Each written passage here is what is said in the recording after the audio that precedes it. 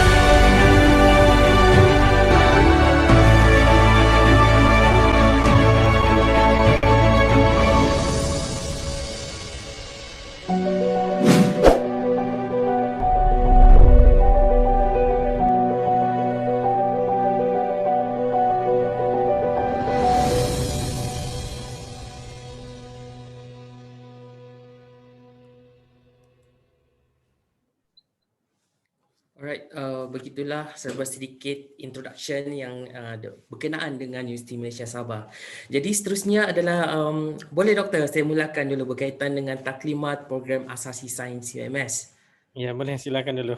Okey, terima kasih. Jadi kita mulakanlah dengan taklimat program asasi sains UMS dulu. Tetapi sebelum itu kepada yang mengikuti Zoom, Okey, mengikuti Zoom ni anda boleh mengemukakan soalan, okey, mengemukakan soalan, mengajukan soalan kepada kami di ruangan Q&A box. Okey, di ruangan Q&A box. Nanti kamu boleh tengok dekat bawah tu ada dia punya ruangan Q&A. Di sana kamu boleh ajukan soalan yang berkaitan dengan program asasi sains ataupun program diploma oil and gas. Ya, sekiranya maksudnya untuk taklimat pada pagi ini memang kita khusus untuk lepasan SPM 2020. Okey. Jadi sekejap ya. Okey, jadi nanti kita akan tengok taklimat berkenaan dengan program asasi sains.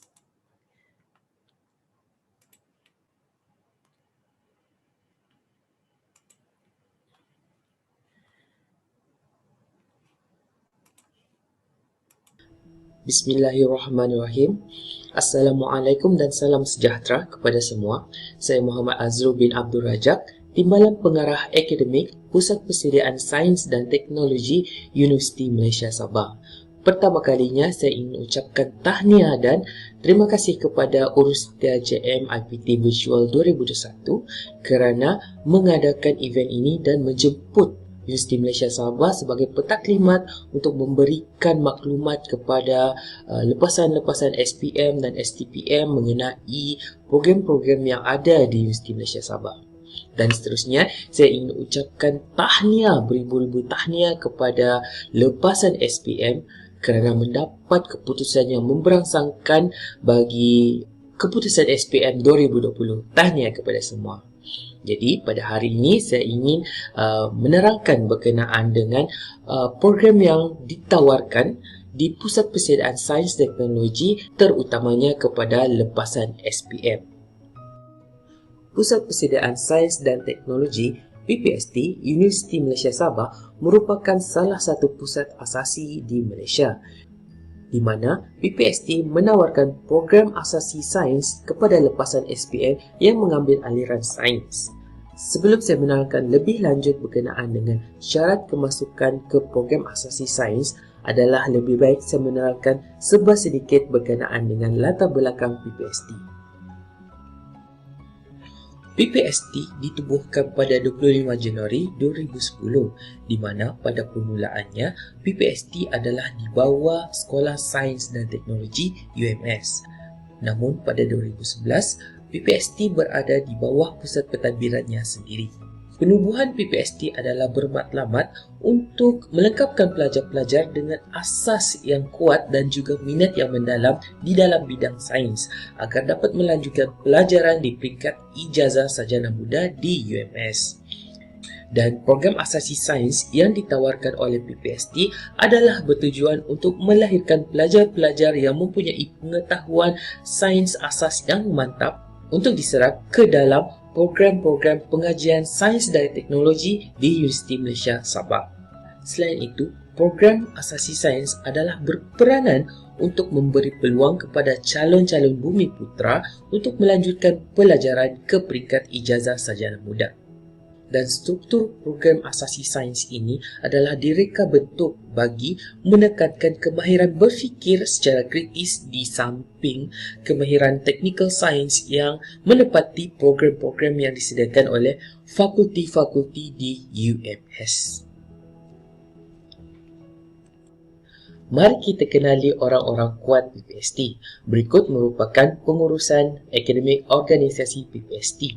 PPST diketuai oleh pengarah PPST iaitu Profesor Madya Dr. Jumat Sulaiman dan dibantu oleh dua timbalan pengarah iaitu Timbalan Pengarah Akademik saya sendiri dan Timbalan Pengarah HEP dan Penyelidikan Dr. T.S. Haja Fazila Awang Kanak.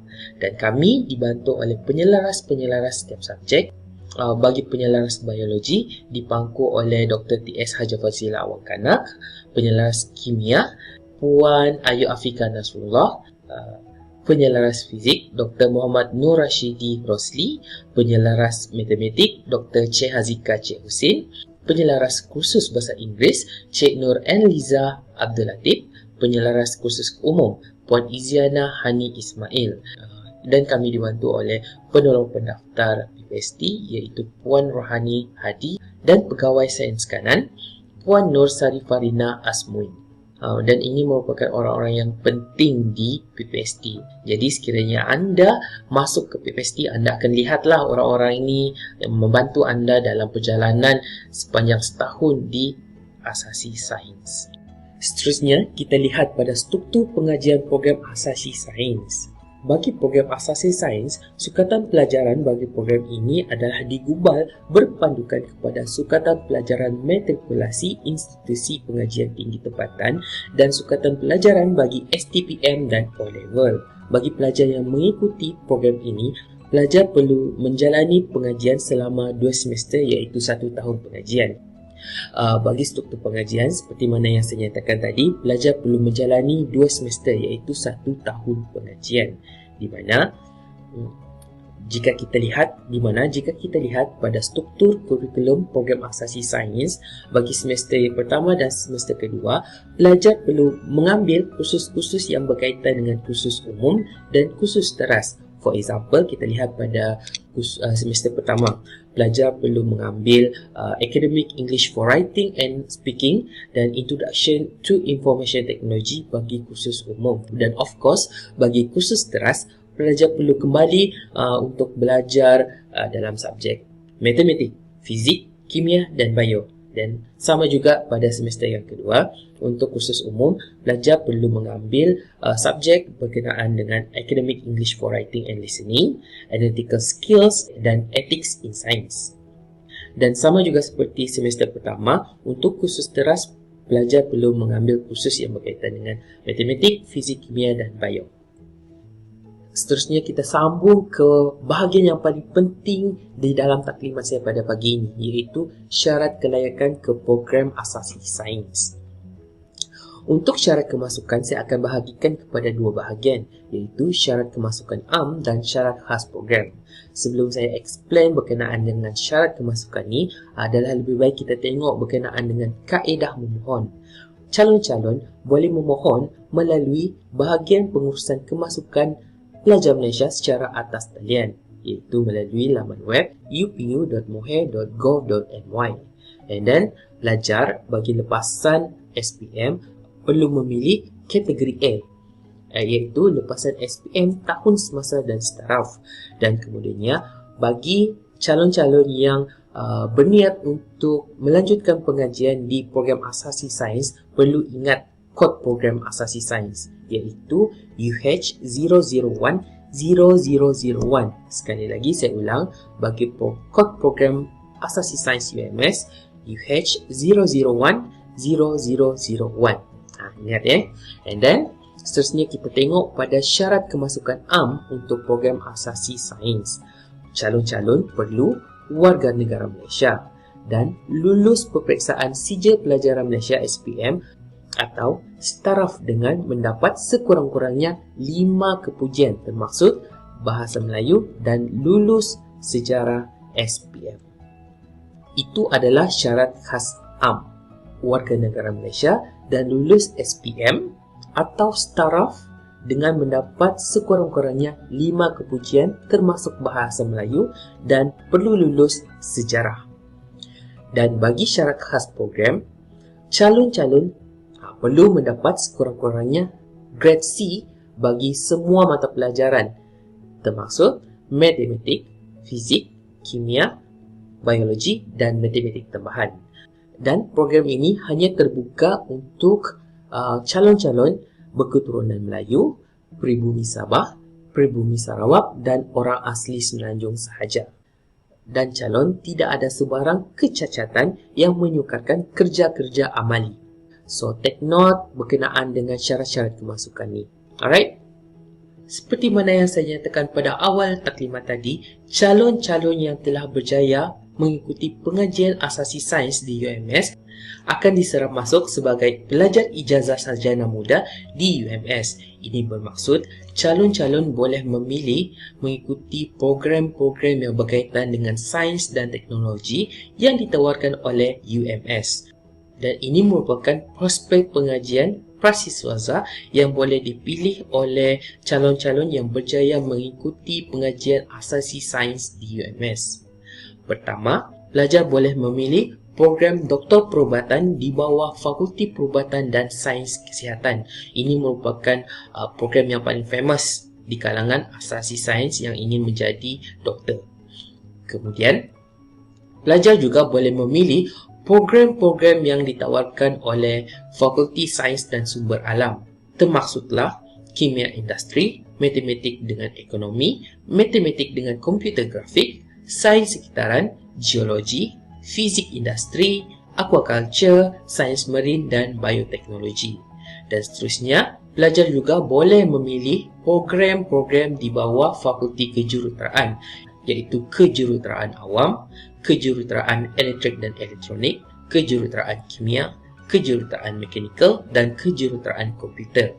Pelajar juga boleh memilih program-program yang ditawarkan di Fakulti Sains Makanan dan Pemakanan, termasuk Sains Makanan dan Pemakanan, program Teknologi Makanan dan Bioproses, program Perkhidmatan Makanan dan program Pemakanan ataupun Nutrition.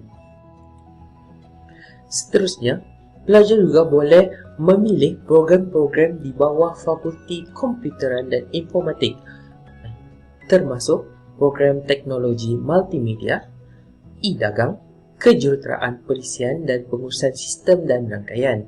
Pelajar juga boleh memilih program yang ditawarkan di Fakulti Psikologi dan Pendidikan, di mana pelajar boleh memilih program Psikologi Industri dan Organisasi, Psikologi Kanak-kanak dan Keluarga, Psikologi Kaunseling dan Sains Sukan. Pelajar juga boleh memilih program-program yang berkaitan dengan pertanian di bawah Fakulti Pertanian Lestari, di mana pelajar boleh memilih program yang program pengeluaran tanaman, program horticulture dan landscape dan program pengeluaran ternakan. Last but not least, pelajar juga boleh memilih program-program yang berkaitan dengan perhutanan, di mana pelajar boleh memilih program di bawah Fakulti Perhutanan Tropika, iaitu program Perhutanan Tropika Antarabangsa, program Taman Alam Semula Jadi dan Rekreasi, program Teknologi dan Industri Kayu, program Peladangan Hutan dan Perhutani, dan program Biologi Pemeliharaan. Berdasarkan program-program yang telah dinyatakan tadi, saya berharap pelajar boleh berfikir dan berbincang dengan family. Sekiranya pelajar meminati salah satu program yang ditawarkan di Universiti Malaysia Sabah untuk melanjutkan pengajian di ijazah sarjana muda nanti, saya berharap pelajar boleh memilih program asasi sains sebagai pilihan utama untuk melanjutkan pengajian selepas SPM ni. Ini adalah salah satu peluang pelajar untuk melanjutkan pengajian ke program asasi sains terlebih dahulu selama setahun sebelum melanjutkan pengajian di ijazah sarjana muda dalam bidang-bidang ataupun program-program yang diminati. Sekiranya pelajar mempunyai pertanyaan berkaitan dengan program asasi sains UMS, pelajar boleh menghubungi kami di nombor talian 088 320 000 sambungan 212 700, ataupun pelajar juga boleh menghubungi kami melalui email yang dinyatakan di laman web www.ums.edu.my/ppstv2/. Melalui laman web juga pelajar boleh melihat sendiri persekitaran PPST dan fasiliti-fasiliti yang disediakan oleh PPST dan juga gambar-gambar yang melibatkan aktiviti-aktiviti yang dijalankan untuk pelajar-pelajar asasi sains sebelum ni. Jadi kepada pelajar-pelajar yang telah memilih program asasi sains, saya berharap kita akan jumpa nanti insya-Allah. Itu sahaja daripada saya. Sekian, terima kasih. Assalamualaikum.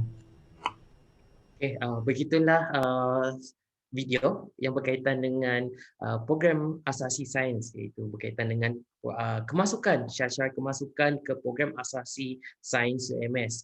Mungkin saya boleh tambah sedikit lagi berkaitan dengan PPST. Mungkin kita tengok, boleh kita lihat video yang berkenaan dengan persekitaran PPST.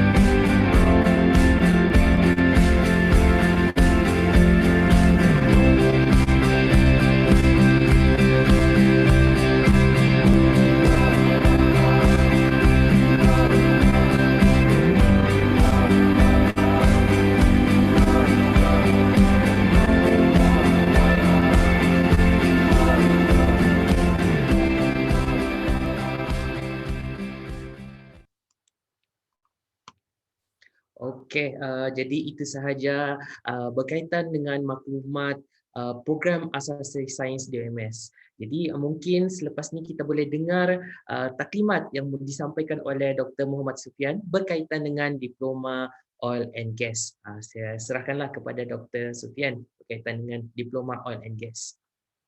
Okay, terima kasih Dr. Azrul ya. Mungkin kita punya Q&A session tu kita akan buat selepas taklimat yang saya akan bentangkan selepas ini. Termasuk sekali lah untuk daripada PPST dengan Fakulti Kejuruteraan. Sebelum tu izinkan saya untuk share saya punya PowerPoint untuk slide.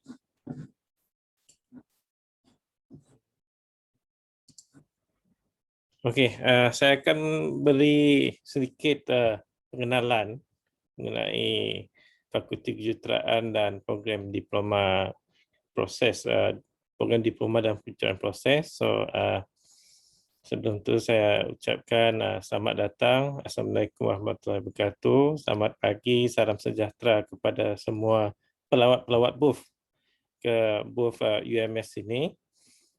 Maklumat program lain-lain pun kita boleh akses di dalam website tu. Jadi sambil-sambil tu boleh tengok juga selepas inilah, selepas briefing ini. Untuk sedikit pengenalan, nama saya Muhammad Sufian bin Misaran, Timbalan Dekan Akademik di Fakulti Kejuruteraan UMS. Ya.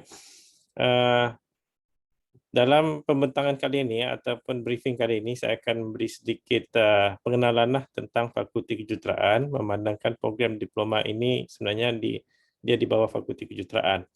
Ya. Selepas sedikit info berkenaan Fakulti Kejuruteraan tu, baru kita move kepada program diploma kejuruteraan proses minyak dan gas. Sebenarnya program ni amat istimewa ya, program kejuruteraan minyak dan gas ni, sebab kami di Fakulti Kejuruteraan kami ada offer program diploma, program degree, dan kemudian kita ada offer juga program sarjana by course. Okey. Sebelum tu kita tengok dulu kedudukan fakulti di UMS ni. Sebenarnya untuk Fakulti Kejuruteraan tu kita boleh tengok nombor 20. Nombor 20 dia sebenarnya sangat dekat dengan pintu masuk UMS. Kalau kita tengok pintu gerbang UMS tu, dia nombor 21 yang kita masuk, and then Fakulti Kejuruteraan tu terletak di sebelah kanan, dan manakala PPST terletak di sebelah kiri ya. Jadi memang kita jiran jugalah kami punya fakulti ini dengan PPST. Jadi kalau nak pergi Fakulti Kejuruteraan tu, kita terus masuk sampai kita jumpa menara tu, menara jam. Roundabout menara jam. So di depan menara jam tu nombor 18 tu Dewan Chancellor, nombor 8 tu library. Okey, so kalau nak kita pergi ke Fakulti Kejuruteraan, kita belok kanan di roundabout menara jam, and then simpang pertama sebelah kanan tu, masuk dalam tu kita akan jumpa Fakulti Kejuruteraan. Selain tu kami juga turut berkongsi bangunan dengan FKI, Fakulti Komputeran dan Informatik. Okey, kalau kita terus naik ke nombor 23, di situ kita akan jumpa Masjid UMS, dan kalau kita teruskan lagi kita akan jumpa kolej-kolej kediaman pelajar lah. Ya. Untuk makluman saya nak share juga sebenarnya UMS ni banyak landmark yang kita boleh lawati, dan yang paling penting kita ada jetty, kita ada pantai yang kita boleh akses pada masa-masa tertentu lah. Nak hiking pun tempat memang bagus, kawasan berbukit, kawasan landai ada, untuk naik ke UMS Peak pun boleh. Ya. Nombor 15 tu pun kita ada air terjun kecil lah di sana, kalau kita boleh tengok juga. Ya. Okey. Sedikit saya tunjukkan sedikit video berkenaan dengan Fakulti Kejuruteraan in terms of facility lah, in terms of kedudukan fakulti, lepas tu keadaan pintu masuk dan sebagainya. Ini boleh kita lihat menara jam tu, and then sebenarnya kita ada 3 bangunan utama. Satu bangunan tu ialah FKI atau Faculty of Computing and Informatics. So keadaan dalam FKJ tu macam ni lah. Ini kita punya pintu masuk. Dan untuk masuk ke dalam, gambar ni kita ambil masa PKPP, pemulihan ya. So mungkin pelajar pun tiada masa ni, sebab tu kita nampak lengang je. Tapi sebenarnya pada keadaan-keadaan normal, atau biasa, memang penuh ni. Kita ramai pelajar dekat FKJ ni sebenarnya. Jadi ni sebenarnya kita ada 3 main building lah di dalam tu ada 2 main building yang kepunyaan FKJ, Blok A dengan Blok B, dan setiap main building tu ada 3 sub building. Buat masa ni kafe kita tutup sebab student pun tiada ataupun tidak dibenarkan bergerak, dan kita pun ada multimedia library lah untuk menyokong aktiviti pengajaran dan pembelajaran kita.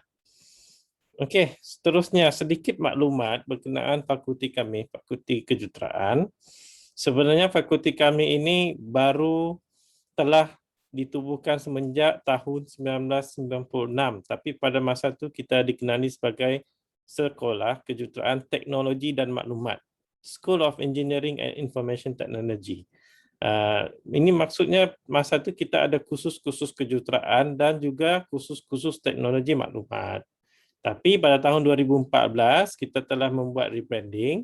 Kita lebih fokus atau menjurus kepada khusus-khusus kejuruteraan. Manakala khusus-khusus teknologi maklumat dia telah pergi ke FKI, Fakulti Komputeran dan Informatik. Sebab tu kami jiran ni, kami berjiran sebab asalnya antara program-program tu ada daripada Fakulti Kejuruteraan tapi dipisahkan dan dia bergabung kepada Fakulti Komputeran dan Informatik. Jadi sekarang start 2014 kami dikenali sebagai Fakulti Kejuruteraan ataupun FKJ atau dalam bahasa Inggeris Faculty of Engineering. Di Fakulti Kejuruteraan ni sekarang kami ada satu khusus diploma yang mana diploma Process in Oil and Gas. Ada 6 program undergraduate ya. Kita ada civil, kita ada electrical, kita ada chemical, kita ada mechanical, kita ada computer engineering dan kita ada degree oil and gas juga. Okey. Selain itu kita ada juga satu program postgraduate by course. Ini berkaitan dengan oil and gas, dan juga kita ada 6 program postgraduate lah untuk yang 6 program utama tadi itu. Okay, buat masa ni kami ada 93 staff akademik dan dibantu oleh 54 administration dan supporting staff. Jadi untuk maklumat tahun lepas kita ada 64 pelajar diploma dan 1,100 undergraduate aktif dan lebih kurang 250 pelajar postgraduate. Seterusnya, sedikit statement berkenaan dengan visi, misi dan objektif fakulti kami. Visi utama kami ialah untuk menjadi sebuah global center of quality untuk professional education, ya, to become a global center of quality professional education. Sebab bagi kami di Fakulti Kejuruteraan, kami sebenarnya tertakluk kepada badan profesional, iaitu EAC lah, yang diakreditasikan oleh EAC ataupun Engineering Accreditation Council. Kenapa penting sangat EAC ni? Apa keistimewaan EAC ni? Nanti kita akan bincangkan lah, kemudian saya akan bagi tahu. Dan mission untuk fakulti kami ialah aims to be an internationally recognized center of academic excellence by providing a balanced education to spearhead the nation's professional development. Dan finally kami ada 3 objektif utama: to produce globally recognized, ya, sebab kami tertakluk kepada badan profesional dan memang dikenali di peringkat antarabangsa. Ini adalah satu kelebihan kalau anda semua memilih Fakulti Kejuruteraan untuk melanjutkan pengajian. Technically competent and well-balanced professionals in their respective field, then to conduct innovative research of international standing that benefit the society, and yang ketiga sekali, to carry out social service activities that benefit the community. Ini lebih pada CSR lah, kita nak didik, nak pastikan yang graduat kita ini mesra dengan community, ya. Izinkan saya perkenalkan tim FKJ Management kami. Untuk Fakulti Kejuruteraan, dekan kami ialah Associate Professor TS Dr. Ismail Saad, dan dibantu oleh 3 timbalan dekan dan 1 timbalan pendaftar. Yang pertama sekali adalah saya sendiri bertindak sebagai timbalan dekan akademik dan antarabangsa, Deputy Dean of Academic and International. Dan timbalan dekan kedua adalah Associate Professor Dr. Kenneth Teo yang bertindak sebagai timbalan dekan pendidikan dan inovasi. Dan seterusnya timbalan dekan yang ketiga ialah Dr. Muhammad Azizul Adin. Beliau merupakan timbalan dekan hal ehwal pelajar dan alumni. Dan yang keempat ialah timbalan pendaftar Encik Azmi bin Jumaat yang bertindak sebagai administration dan servis yang membantu dan mengetuai sistem administration dan servis. Dan kami ada 6 program utama. 6 program utama di FKJ seperti yang saya maklumkan tadi. Program pertama sekali ialah Civil Engineering dan ketua program adalah Dr. Lilian. Dan program kedua ialah Electrical and Electronic Engineering yang diketuai oleh Dr. Yong Ho Pin. Dan program ketiga ialah Chemical Engineering diketuai oleh Dr. Mariani Rajin. Program keempat ialah Mechanical Engineering diketuai oleh IR Dr. Chua Bini. Program kelima ialah Electronic Engineering Computer ataupun Computer Engineering lah, biasanya kita sebut Computer Engineering, tapi dia sebenarnya nama betul dia Electronic Engineering. Diketuai oleh Dr. Rasanin. Dan keenam ialah Dr. Emma Suhali yang mengetuai program Oil and Gas Engineering. Ya, ini special sikit untuk Dr. Emma ni sebab dia dalam portfolio dia sebenarnya dia ada diploma Oil and Gas, lepas tu dia ada degree in Oil and Gas, lepas tu kita ada juga program Master by Course in Oil and Gas. So dia amat berkait dan saling bersangkut paut ya. Dan kalau kita tengok juga membantu daripada segi operasi, kita ada pembantu pendaftar kanan Puan Nurhani dan turut dibantu oleh pegawai sains Encik Malcolm Bopsi dan Encik Afizan. Selain daripada tim ini juga kami ada ramai koordinator, cuma saya nak perkenalkan di sini penyelaras program diploma ialah Dr. Chiam Ken. Manakala Dr. Saria pula turut membantu untuk menyelaras program Master of Engineering Oil and Gas. Okay. Dan ini sedikit statistik lah berkenaan dengan FKJ. Kita ada 54 staff admin dan lebih kurang 93 akademik. Ini ada sedikit peningkatan lah daripada statistik asal kita tadi. And then in terms of gender, so lebih kurang 35% adalah wanita dan lelaki 65%. Cuma saya nak sebut di sini lebih daripada staf kita ni 5% adalah staf antarabangsa. So amat penting untuk internationalization kita lah. Untuk makluman, ini adalah statistik staf untuk setiap program. So sedikit kalau kita tengok tu sebenarnya kita sebagai satu badan satu program yang diakreditasi oleh badan profesional, kita amat mementingkan industry experience. Jadi kalau kita tengok di situ, in terms of professional membership tu, setiap program tu mesti ada jurutera profesional ya, untuk turut membantu, untuk memantau, untuk memastikan pelajar itu expose dengan industri.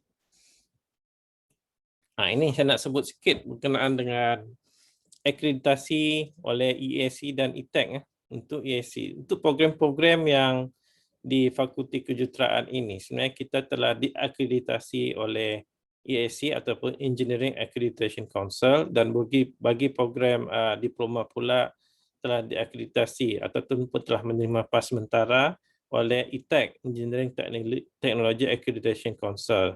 Sebenarnya untuk EAC ini dia di bawah Washington Accord members lah. Washington Accord member country ini apa ni? Ini yang saya, kalau kita tengok di sebelah kiri ni, ada lebih kurang 25 negara yang menjadi member. Manakala untuk ITEC ataupun program diploma kita ni, dia ada, buat masa ni kita ada 9 negara lah, ataupun Dublin Accord. DA tu maksudnya Dublin Accord member.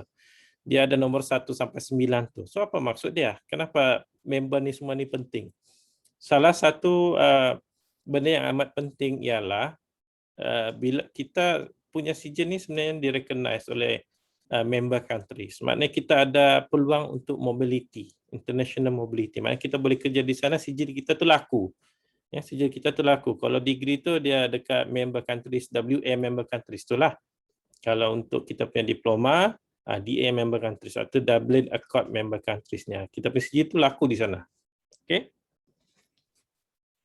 Jadi ini yang kita sebut tadi untuk program diploma Dublin Accord member countries tu kita ada 9, Australia. Sebenarnya Malaysia consider agak baru jugalah masuk dalam DA member countries, baru dalam 2018 di bawah BEM juga, Board of Engineer Malaysia. Bila kita sebut jurutera ni memang dia basically ada lembaga jurutera Malaysia lah ataupun Board of Engineer Malaysia. So basically ini adalah inisiatif daripada kerajaan sendiri. Ya. Dan untuk memastikan semua program-program kejuruteraan ini sebenarnya berdaftar di bawah lembaga jurutera Malaysia. Untuk program kita, diploma sebenarnya dia tertakluk kepada Engineering Technology Accreditation Council atau ETAC dan yang which is basically di bawah Board of Engineers Malaysia lah, dan in terms of education accord kita memenuhi keperluan Dublin Accord. Ya. Dublin Accord. Bolehlah kita cuba pergi ke website ke International Engineering Alliance untuk mengetahui lebih lanjut berkenaan dengan Washington Accord, Dublin Accord, apa keistimewaan kalau kita menyertai badan-badan profesional ini dan apa dia punya tujuan dan sebagainya. Kita boleh pergi ke website. Dah habis cerita pasal Fakulti Kejuruteraan, apa kepentingan akreditasi, jom kita tengok pula berkenaan program diploma hari ini. Memandangkan kita mengambil maklum yang kali ini sebenarnya banyak peserta lebih menjurus kepada lepasan SPM kan. So daripada SPM kita boleh sama ada pergi ke PPST di UMS ataupun salah satu pilihan lagi ialah program diploma di dalam proses kejuruteraan oil and gas, operasi oil and gas ya. Dan kalau kita tengok di UPU tu cara mohon pun lebih kurang sama saja. Kita akan pergi ke UPU dan kita tengok kita punya kod tu UH 45200001 ya untuk memilih pada program ini. Jadi program oil and gas di FKJ ini, kalau seperti yang saya maklumkan sebelum ini kan, dia sangat berkait rapat. Kita ada satu package. Senang cerita kita ada satu package. Kita bermula dengan diploma dan nanti saya akan terangkan sedikit. Kita boleh sambung pengajian ke Bachelor of Oil and Gas Engineering dan lepas tu kalau nak sambung lagi pun boleh. Kita pergi ke Master of Engineering Oil and Gas. Ya, jadi dia saling berkait rapat dan semua program kita ni tertakluk kepada BEM, ETAC, EAC. Untuk program bachelor itu kita tertakluk kepada EAC dan master dia dah tertakluk kepada MQA lah, which is basically kita telah terima. Dan program ini sebenarnya sudah berjalan beberapa tahun ya. Sedikit makluman berkenaan dengan PEO ataupun Program Educational Objective, program diploma ini sebenarnya lebih kurang sama untuk program degree juga. Kita menumpukan kepada profesionalisme, dia berkait rapat dengan objektif fakulti tadi. Untuk PEO 1 tu berkait dengan professionalism, PEO 2 tu berkait dengan personal advancement dan PEO 3 itu berkait dengan corporate societal responsibility. Jadi mungkin soalan yang kita selalu tanya kan, kenapa nak join program diploma dekat UMS ni? Kenapa kita nak masuk program diploma yang kejuruteraan diploma? Okey, nak cerita sebab kita ni bahagian kejuruteraan, kita memang dia special. Program ni sangat special. Dia tertakluk kepada badan akreditasi. Kita ada possibility untuk mobility antarabangsa dan sebagainya kan. So kita tengok poin pertama tu, to acquire extra knowledge and technical skill with various upstream facility by collaborating with the Bachelor of Oil and Gas Engineering Program. Seperti saya maklumkan tadi, kita ada satu package. Jadi, suppose program ini adalah satu program yang kukuh in terms of facility dan sebagainya lah. Ya, kita in the process of setting up all the facility, ya, kita in the purchase of the facility, the lab equipment, the space that we have kan. Itu yang kita offer kepada calon-calon pelajar diploma. And then bila kita menyertai program diploma ini, nanti kita akan berpeluang untuk exposure, industry exposure selama 4 bulan. Industrial attachment yang biasanya dia akan dijalankan pada hujung pengajian ya, pada semester terakhir. And then you should be in the position to take advantage of the oil and gas industry in Sabah. Sebenarnya oil and gas ni tak banyak. Di Malaysia pun tak banyak dan rasanya di Sabah pun kita inilah yang ada nih di UMS nih. Jadi inilah masanya terutamanya untuk Bumiputera Sabah, Bumiputera Sarawak ya, untuk melanjutkan pengajian yang berkaitan dengan oil and gas. Dan bila masa kita graduate nanti kita dalam tempat yang sesuai lah, memandangkan kerajaan kita pun amat positif untuk membangunkan industri oil and gas di Sabah ni, dan di jiran kita di Sarawak juga ya, seperti yang kita maklum ya. And then opportunity to pursue study to a 3-year Bachelor of Oil and Gas Engineering program at UMS. Kita telah merangka kertas kerja supaya graduan-graduan diploma kita nanti boleh meneruskan pengajian ke tahun 2 untuk program degree Oil and Gas Engineering. Semesta lazim atau masa lazim untuk Bachelor of Oil and Gas ni sebenarnya 4 tahun, tapi disebabkan program diploma ini special, program Fakulti Kejuruteraan sendiri, anak didik Fakulti Kejuruteraan sendiri, so kita bukalah supaya pelajar-pelajar kita ini boleh melanjutkan pengajian terus masuk ke tahun 2. Ya. Untuk pengajian diploma ni antara career prospect, lepas dah siap pengajian diploma tu kita boleh memohon kepada pekerjaan inilah dalam bidang-bidang oil and gas khasnya, seperti oil and gas operator, contractor, process technician, supervisor, and then dia memandangkan dia adalah kejuruteraan, bidang kejuruteraan. Kadang-kadang ada industri ni dia tidak perlukan spesifik pada bidang-bidang tertentu. Dia ada yang dia boleh terima daripada, contohnya asalkan kejuruteraan dia boleh terima. So kita punya job scope tu sebenarnya agak besar lah. Ya. Termasuklah engineer assistant, general technician, plant machine operator, health safety officer dan government sector pun boleh ya. Selain daripada masuki bidang pekerjaan, kita ada juga option untuk menyambung pengajian. Seperti yang rakan Dr. Azrul tadi ada maklumkan, seperti PPST. PPST ini bertindak sebagai feeder kepada program-program UMS. Sebenarnya program diploma pun sama juga. Cuma program diploma ni kita punya masa pengajian tu agak panjang, 3 tahun. Tapi selepas 3 tahun itu, sekiranya berminat untuk menyambung pengajian dan boleh, ya, boleh untuk menyambung pengajian, kita memang ada kertas kerja khas untuk merangka supaya graduan-graduan program diploma ini akan masuk direct ke tahun 2 pengajian. Maknanya dia tak perlu spend 4 tahun. Khas untuk oil and gas engineering lah, Bachelor of Oil and Gas Engineering, dia tidak perlu spend another 4 years, dia hanya spend about 3 years untuk bergraduat. Sebab kita allow for credit transfer ya. Selain itu, program ini juga menjadi feeder kepada program kejuruteraan yang lain seperti program civil, mechanical, chemical, komputer, dia boleh. Cuma mungkin dia tidak dapatlah masuk untuk ke tahun 2.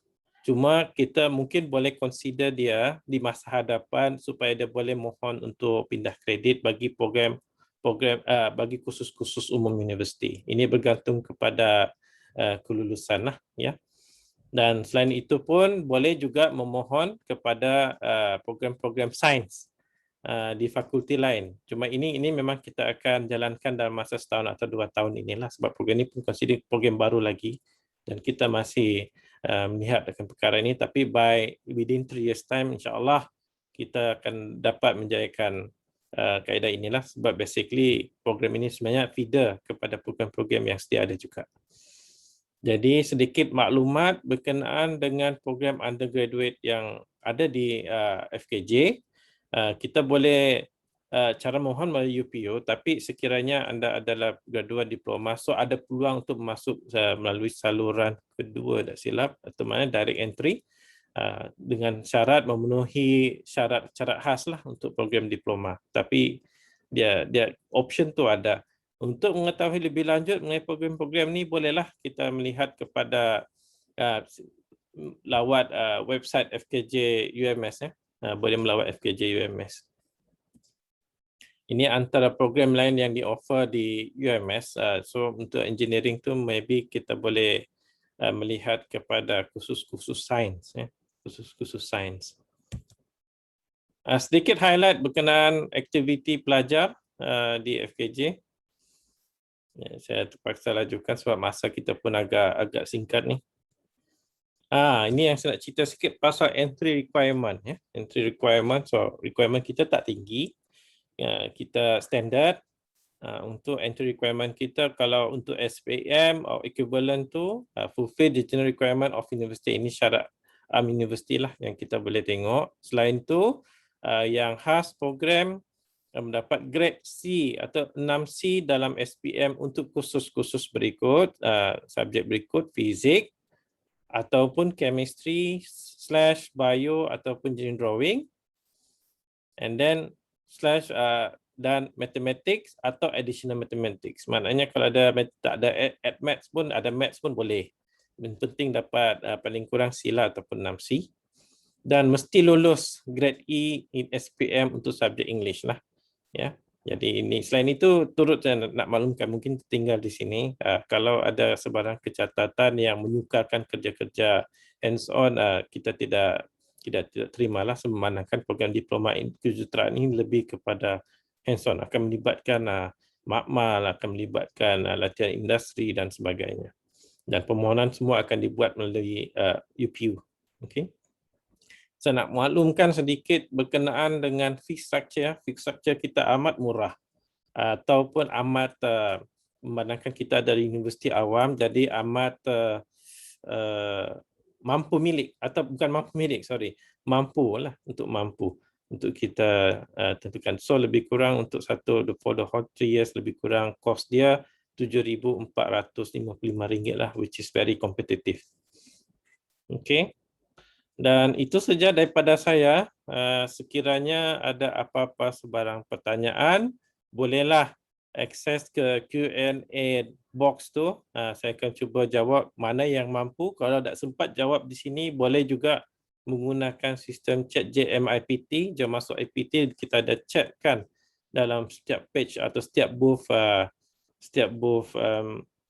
UMS tu dia ada satu chat box, so boleh akses di sana dan boleh tanya, ataupun boleh juga layari laman web kami, Faculty of Engineering official website. Boleh sekarang gunakan QR code scanner, boleh capture dia dan terus pergi ke website untuk dapatkan maklumat-maklumat berkenaan dengan program ataupun maklumat yang boleh dihubungi dan sebagainya, ataupun boleh ke Facebook pun boleh, scan Facebook dan postlah soalan-soalan di sana.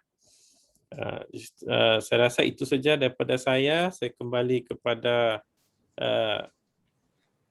ke sesi yang seterusnya, which is basically kita akan tengok Q&A session. Q&A session, Dr. Azrul. Okey, terima kasih Dr. Sufian berkenaan dengan taklimat yang berkaitan dengan program diploma Oil and Gas. So mungkin kita boleh lihatlah Q&A daripada box Q&A. Kita lihat beberapa soalan yang mungkin kita boleh jawab. Okey, mungkin saya boleh jawab berkaitan dengan soalan yang dikemukakan oleh beberapa pelajar daripada EN dan Skopi Syam. Dia tanya, soalan dia lebih kurang macam ni lah. Selepas habis pengajian asasi di UMS, bolehkah kita untuk guna sijil asasi itu untuk menyambung ijazah sajadah muda ke universiti lain? Okey, ini mungkin saya boleh respon. Penubuhan asasi sains UMS adalah bertujuan sebagai feeder kepada program-program ijazah sajadah muda di UMS. Jadi sekiranya selepas habis pengajian setahun tu, sijil asasi sains UMS hanya boleh digunakan untuk permohonan di UMS sahaja. Jadi saya minta maaf lah, minta maaf kepada yang berniat untuk menyambung pelajaran ke universiti lain. Sijil asasi sains tidak boleh digunakan untuk permohonan di universiti awam yang lain. Okay? And then soalan juga daripada Skopi Syam 1978. Soalan berbunyi, dari asasi sains boleh tukar fakulti lain seperti kejuruteraan? Saya rasa untuk yang respon ni, seperti mana yang saya nyatakan daripada taklimat saya tadi, selepas pengajian 1 tahun di asasi sains, pelajar boleh memilih untuk melanjutkan pengajian di ijazah sajadah muda di Fakulti Kejuruteraan. Kan betul kan doktor? Betul. Ramai ni pelajar asasi sains di Fakulti Kejuruteraan, memang kita ada allocate special quota untuk pelajar-pelajar PPST ni. Yes, sebenarnya jadi rebutan pelajar PPST ni. Jadi biasanya jarang tak dapat lah kecuali ada masalah kan. Betul. Memang kita bagi contohnya satu program, kita bagi silap lebih kurang 15 pelajar untuk PPST. So bayangkan saja kita ada 6 program, ada kuota untuk satu program tu 10 ke 15. maknanya lebih kurang 60-80 orang kita nak masuk dalam FKJ. Berebut ni sebenarnya ni, pelajar PhD ni. Kira fakulti kejuruteraan merupakan salah satu fakulti yang famous selepas yang famous Betul. kalangan pelajar asasi sains. Ramai orang berebut-rebut mau masuk dekat sana. Ya, Okay. betul. Alright. And then seterusnya kita boleh lihat lagi soalan daripada Nick Najla. Jika masuk asasi sains, adakah saya tidak dapat dan saya tidak dapat bidang yang sewaktu sarjana muda kerana tidak melepasi satu syarat saja, adakah rayuan permohonan terbuka? Ya, saya rasa anda boleh mengemukakan rayuan untuk permohonan ke bahagian perkhidmatan akademik UMS, BPA UMS. Jadi sekiranya anda tidak dapat bidang yang anda minati itu, anda boleh mengemukakan permohonan rayuan kepada BPA UMS. And then daripada soalan Alif Adnan, ada allowance ke tidak? Untuk diploma oil and gas ada allowance ke tidak, Doktor? Buat masa ni tiada, cuma mungkin dalam masa terdekat nanti kita mungkin ada berita baik, cuma saya tak boleh share lah. Buat masa ni tak boleh share. Cuma mungkin ada berita baik untuk pemohon-pemohon yang daripada negeri Sabah. Cuma sebab benda tu kita tak finalize, jadi kita tak dapat share buat masa ni. Tapi buat masa ni belum ada allowance lah. Kita mungkin terpaksa mohon seperti sama ada PPT, PTN atau yang sebagainya. Okay. Untuk program asasi sains, kami menyediakan, bukan menyediakanlah, pelajar boleh memohon bantuan kewangan KPT sekiranya pelajar memenuhi syarat-syarat. Jadi nanti syarat-syarat tu nanti kita akan kongsilah bersama dengan pelajar-pelajar yang berjaya masuk ke program asasi sains. Alright, seterusnya soalan. Jika masuk ke asasi sains di UMS, nanti degree boleh masuk ke kos perubatan. Of course, itu adalah salah satu pilihan kepada pelajar-pelajar asasi sains untuk masuk ke kos perubatan di bawah fakulti perubatan. Okey, di bawah fakulti perubatan. Dan bidang soalan lain daripada Selin, bidang pilihan saya adalah asasi sains. Adakah saya layak memohon UMS melalui UPU? Melalui UPU, anda boleh memilih sama ada program asasi sains UMS ataupun program diploma oil and gas UMS. Okey, dua tu ditawarkan melalui sistem UPU. Betul, Doktor? Betul, betul. Kita akan menggunakan melalui sistem UPU ya untuk masuk ke program dua-dua program ini. Mungkin ini soalan last lah, Doktor. Daripada Ainul Izin, dia tanya selepas asasi sains boleh sambung degree oil and gas ke tidak? Mungkin doktor boleh jawab ni. Ya, sebab ni kurang soalan untuk program saya ni. Jadi kalau boleh ada program, ada soalan-soalan lagi, dipersilakanlah. So untuk menjawab soalan daripada Cik Ainul Izin ya, mengenai lepas asasi sains boleh sambung degree oil and gas, ya sudah tentu boleh. Sebenarnya yang untuk asasi sains ini, memang kami terima jugalah untuk masuk ke dalam program degree di dalam Fakulti Kejuruteraan dan terutamanya untuk oil and gas. Ya. So memang tak ada masalah, cuma memang dia akan masuk tahun 1. Dia tidak masuk ke tahun 2 lah. Untuk program diploma tu special dia akan selepas dia habis diploma kejuruteraan oil and gas, dia akan masuk ke tahun 2 insya-Allah. Dengan syarat dia memenuhi syarat-syarat untuk pindah kredit lah. Maknanya sebab dia kena dapat C lebih kurang macam tu. Dia bukannya automatik. Dia tengok juga pencapaian semasa pembelajaran tu. Okay, betul. Maksudnya pelajar boleh memilih dua pilihan sama ada melalui asasi sains UMS ataupun diploma oil and gas untuk melanjutkan pelajaran di ijazah oil and gas nanti. Okay.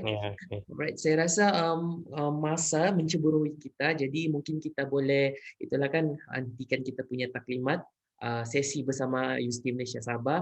Jadi daripada saya sendiri, saya berharap pelajar dapat mendapat input-input yang berkaitan dengan program asasi sains dan oil and gas lah. Jadi untuk yang seterusnya, mungkin anda boleh berfikir dan berbincang dengan pemilih berkaitan dengan pemilihan ni. Dan doktor sendiri mungkin boleh cakap last. Ya, daripada saya pun sama juga. Saya amat mengalu-alukan kedatangan calon-calon lepasan SPM untuk masuk ke UMS lah, terutamanya daripada pelajar-pelajar Bumi Putera Sabah Sarawak, dan kita juga sangat mengalukan daripada Semenanjung. In terms of di UMS, kita pun tahu UMS ni terkenal dengan kecantikan dan keindahan kampusnya. Ya, Yes, kita ni walaupun kita dalam bandaraya, tapi in terms of kampus tu kita antara kampus yang terbaik lah in terms of kecantikan dan sebagainya tu ya. So mungkin itu saja daripada saya. Harap-harap saya dapat berjumpa dengan calon ni lah yang pada masa akan datang. kepada Ya. semua yang memilih program sains, social science UMS dan program diploma oil and gas, kita berharap jumpalah nanti untuk kemasukan bulan Ogos nanti. Jadi itu sahaja daripada kami berdua mewakili Universiti Malaysia Sabah, dan Assalamualaikum warahmatullahi taala wabarakatuh. Okay. Assalamualaikum semua. Stay safe ya. Yes, stay safe.